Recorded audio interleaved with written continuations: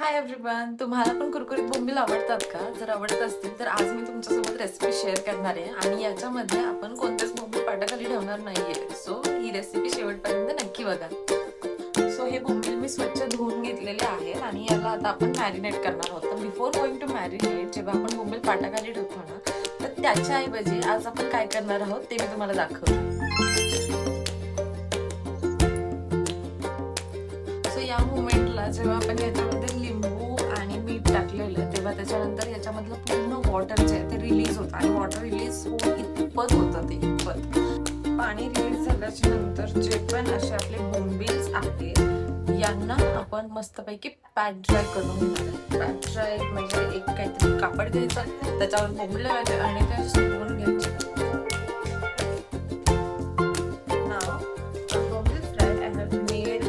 मसाला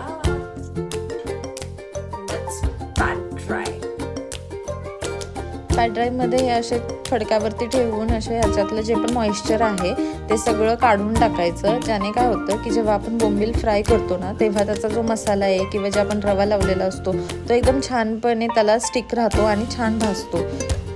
बोंबीलसाठी मसाला बनवण्यासाठी मी आता याच्यामध्ये तेल घेतलंय, थोडंसं कांदा लसूण मसाला टाकायचा जो आम्ही घरीच बनवतो, त्यामुळे ह्याच्यात सगळे ॲडिशनल मसाले असतात. जे पण हवेत ते सगळे मसाले याच्यामध्ये असतातच, त्यामुळे मी ते ॲडिशनल धना पावडर वगैरे ते मसाले नाही टाकत. याच्यामध्ये फक्त मी जिंजर गार्लिक पेस्ट, टर्मरिक आणि कॉर्नफ्लोअर टाकून छान मिक्स करून घेणार आहे आणि हे फिशला लावायचं.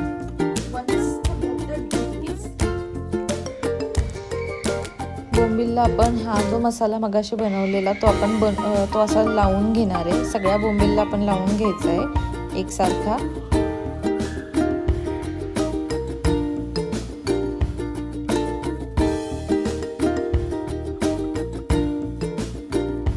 आता हा रवा फ्राय आहे, तर आपण एका प्लेटमध्ये रवा घेणार आहोत आणि त्याच्यामध्ये टाकायचं आहे लाल मिरची पावडर आहे ही जी मार्केटमध्ये अवेलेबल असते तीच आहे.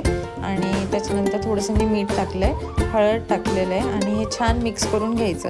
आणि जे आपले बोंबील आहेत ज्याला आपण ऑलरेडी मसाला लावला आहे त्याला याच्यामध्ये टाकायचं आणि थोडंसं असं हलक्या हाताने एकदम त्याला रवा लावून घ्यायचा.